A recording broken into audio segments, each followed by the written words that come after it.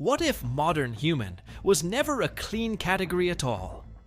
What if the species we so confidently call ourselves was always crisscrossing other species in the night, meeting in caves, sharing fires, leaving children behind in the dark?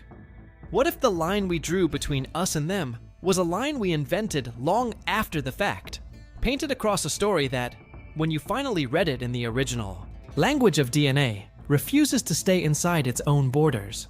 In 2018, a team led by Vivian Sloan at the Max Planck Institute for Evolutionary Anthropology in Leipzig published a paper in Nature about a single splinter of bone. It came from Denisova Cave in the Altai Mountains of southern Siberia. The fragment was tiny, barely 2 centimeters of cortical bone. Unremarkable. To the naked eye, lifted from a pile of sieved sediment. Radiocarbon and stratigraphic context placed it at roughly 90,000 years before the present. The bone belonged to a girl. She was about 13 years old when she died. Her name, in the lab notebooks, became Denisova 11. In the press, she became Denny. Her mother was a Neanderthal. Her father was a Denisovan. She was the first generation hybrid of 2 human species we had been taught were separate. And she was holding both of them in her bones. That is the sentence that rewrote the chapter. Settle into that for a moment, because it complicates almost everything we used to say about Homo sapiens. For decades, the textbook story ran like this: anatomically modern. Humans evolved in Africa somewhere between 300,000 and 200,000 years ago. They spread outward in waves, crossing into the Levant, then deeper into Eurasia.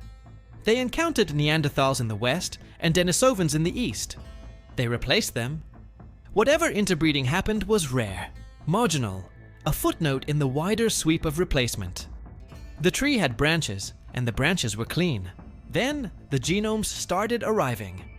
We need to date stamp this carefully, because the chronology matters. In 2008, in a different gallery of the same Denisova cave, Russian archaeologists working with the team of Anatoly Derevianko recovered a fingertip bone.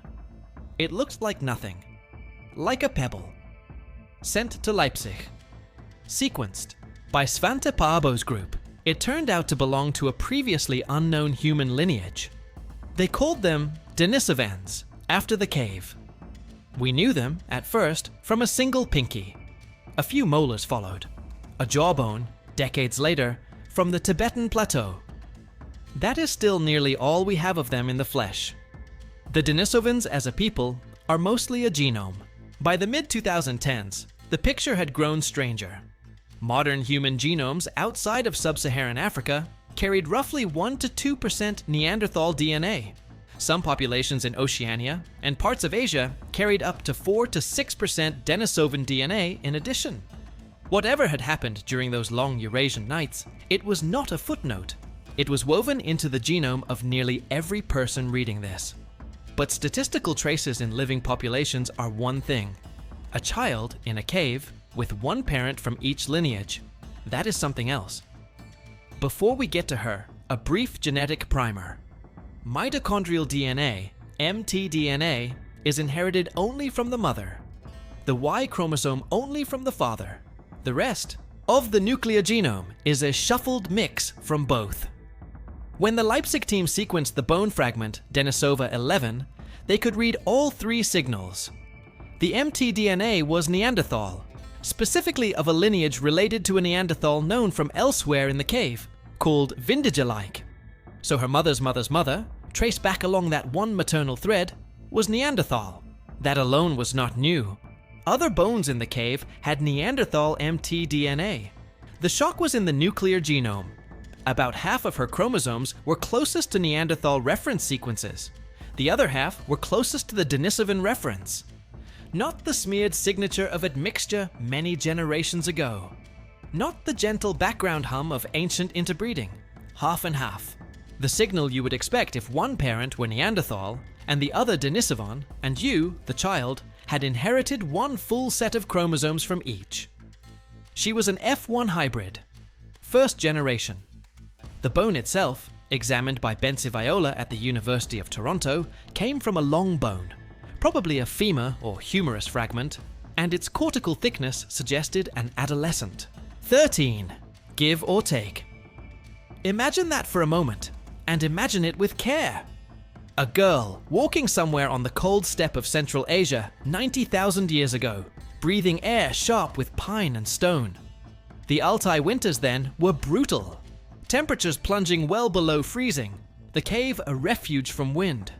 Whatever she looked like, she carried both lineages in her face. Brow ridges perhaps, from one side, molars from the other, a forehead negotiated between two anatomies. We will never know her voice. We barely know her shape. We know, with near certainty, that her parents were different kinds of human, and that for at least one season, they were the same kind of family. That is the warmth in this story, and it is worth pausing on. Behind the genome plots and the haplogroup labels, there was a child, eating, sleeping, learning, loved or unloved by people who knew nothing of taxonomy, and would not have understood the categories we built around them. Now the awe and the unease. Because Denny is not just one strange data point. She is part of a multi-pronged convergence of evidence that has been quietly assembling for 15 years. Strand 1. The Denisovan genome itself, sequenced from that fingertip in 2010, which carried traces of an even older, unknown human lineage. A ghost population that had contributed DNA to the Denisovans long before. Strand 2. The Neanderthal genome, published in stages by the Pabo lab through the 2010s, which carried, in some individuals, traces of early Homo sapiens admixture flowing the other way. Modern human DNA introgressing into Neanderthals more than 200,000 years ago. Strand 3. Ust Ishim Man, a roughly 45,000-year-old modern human from Siberia whose genome retained long, unbroken Neanderthal blocks, evidence that his ancestors had interbred with Neanderthals only a few thousand years before he was born. Strand 4.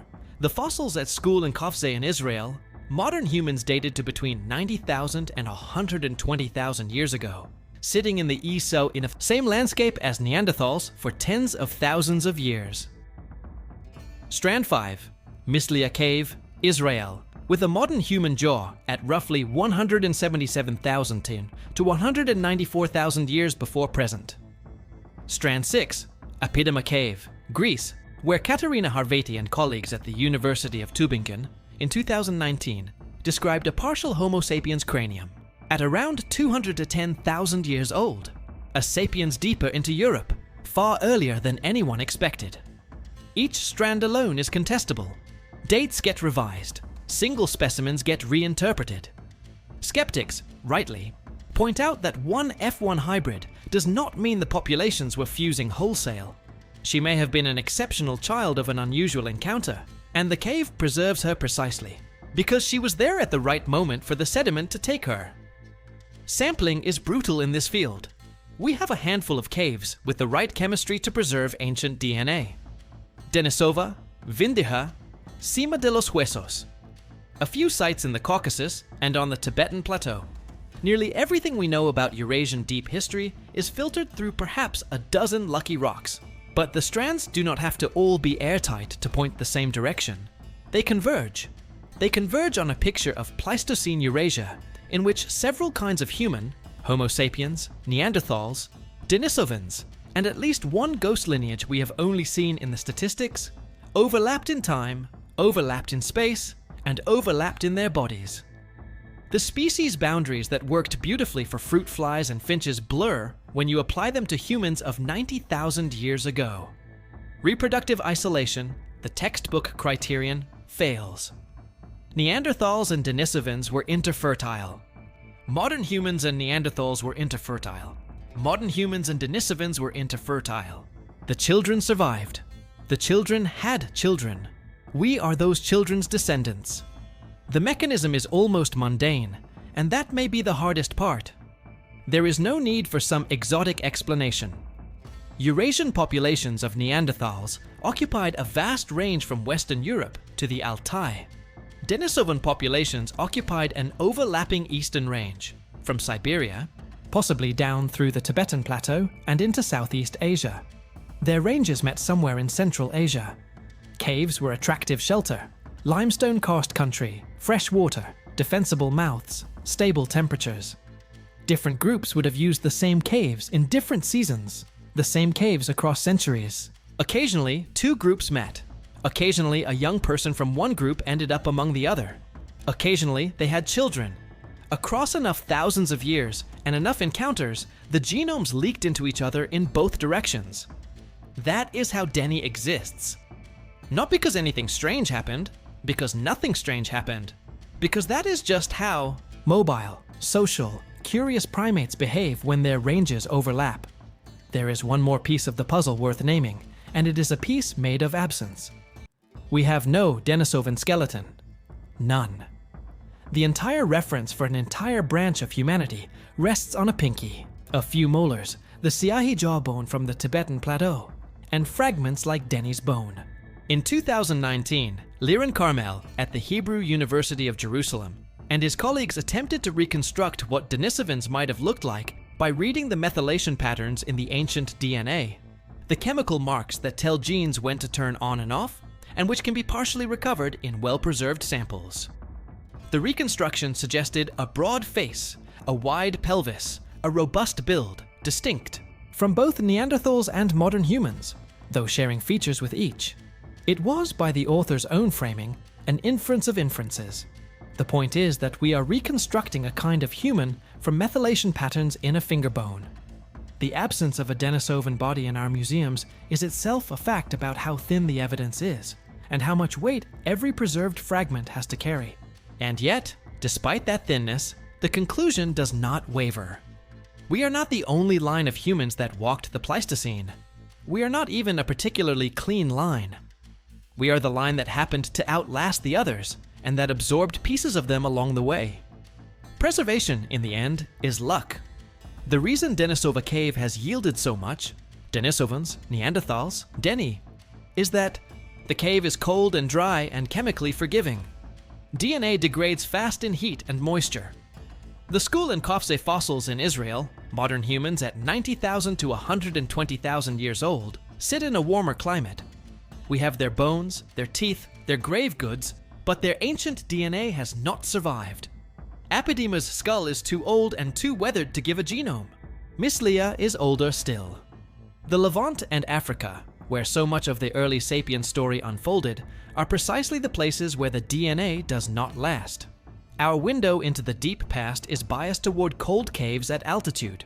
The Altai is one such window. Through it, by accident of geology and chemistry, we get to see a child. So let us be careful about how we say the next sentence. Not three separate species, three branches that kept reaching across the gap. Not a tree with clean splits. A net with knots, with threads doubling back, with whole subthreads vanishing into ghost lineages we know only by the shadows they leave in living genomes. Not modern humans replacing the archaic world. Modern humans absorbing parts of it and being absorbed in turn, until the word modern stops describing a single thing and starts describing a coalition. This is the identity shock the genomes deliver. It is not that we have a little Neanderthal in us, charming party fact.